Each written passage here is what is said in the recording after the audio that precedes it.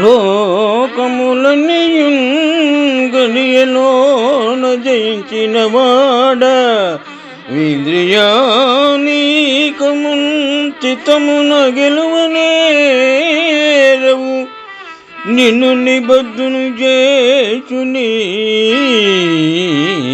భీకర శత్రువులను బ్రహ్మినులను చేసినన్ ప్రాణి కోటిలో నీకు విరోధి లేడొకడు నేర్పునను జూను దానవేశ్వర.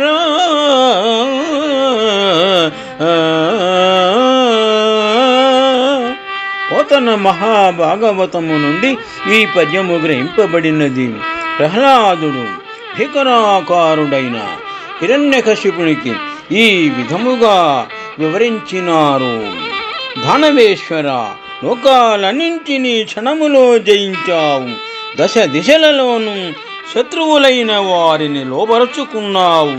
కానీ నీలోని దేహమనే ధనమును కొల్లగొట్టే 6 శత్రువులను అనగా కామ క్రోధ లోభ మద మాత్సర్యాదులనే అరిషడ్వర్గాలను మనస్సును ఇంద్రియాలను గెలవలేకపోయావు.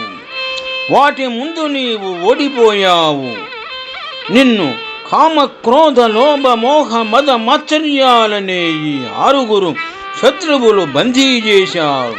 ఆ భయంకర శత్రువులను జయించి నశింపజేసినట్లయితే ప్రాణికోటిలో నీకు విరోధి ఎవడూ ఉండడు. శత్రువులనే విషయము అజ్ఞాని అయిన వాని కల్పనము మాత్రమే కాబట్టి నా విన్నపము మన్నించు అని ప్రహ్లాదుడు తండ్రి అయిన హిరణ్యకశిపునికి విశదముగా వివరించినారు.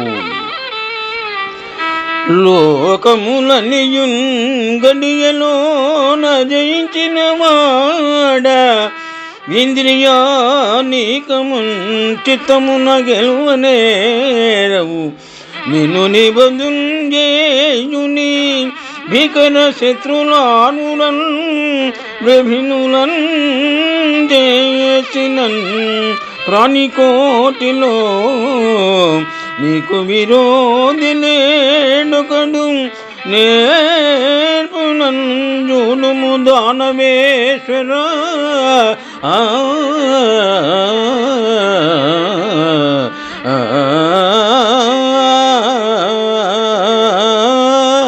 శుభం.